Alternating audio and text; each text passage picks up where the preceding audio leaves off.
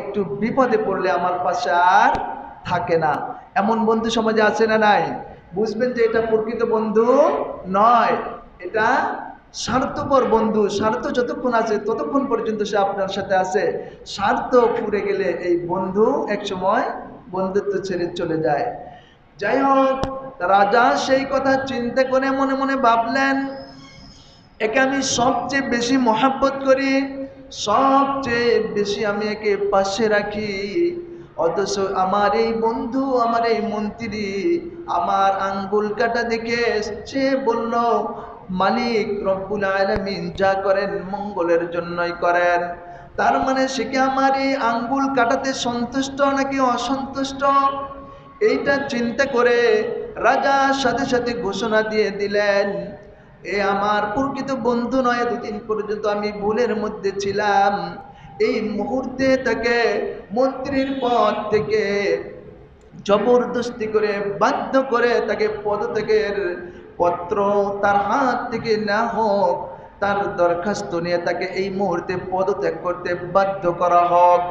রাজার নির্দেশ পাওয়ার সাথে সাথে প্রশাসনের লোকেরা ওই মন্ত্রীর কাছ থেকে জবরদস্তি করে তার মন্ত্রীর পদ থেকে তাকে পদত্যাগ করতে বাধ্য করে এই পত্র নিয়ে এসে রাজার হাতে যখন দিয়েছে, রাজার রাগ এখনো থামে নাই।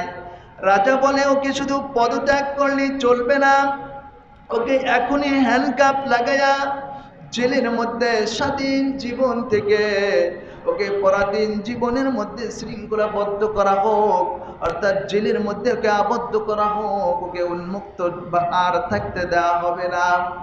রাজার নির্দেশ পাওয়ার সাথে সাথে প্রশাসনের লোকেরা তার হাতের মধ্যে হ্যান্ডকাপ লাগিয়েছে। হ্যান্ডকাপ লাগানোর সাথে সাথে ওই মন্ত্রী বলে, আমার মালিক আল্লাহ যা করে মঙ্গলের জন্যই করে। রাজা এবার চিন্তা করতেছে, একটু আগে আমার আঙ্গুল কাটার কারণেও বলল আল্লাহ যা করে মঙ্গলের জন্যই করে, এখন তোর হাতের মধ্যে হ্যান্ডকাপ লাগালাম, এরপরেও আবারও একই কথা বলে আল্লাহ যা করে ভালোর জন্যই করে। মন্ত্রী আর কোনো বিলম্ব না করে সাথে সাথে তাকে জেলখানায় আবদ্ধ করার নির্দেশ দিলেন। সে জেলখানার মধ্যে আবদ্ধ থাকলো।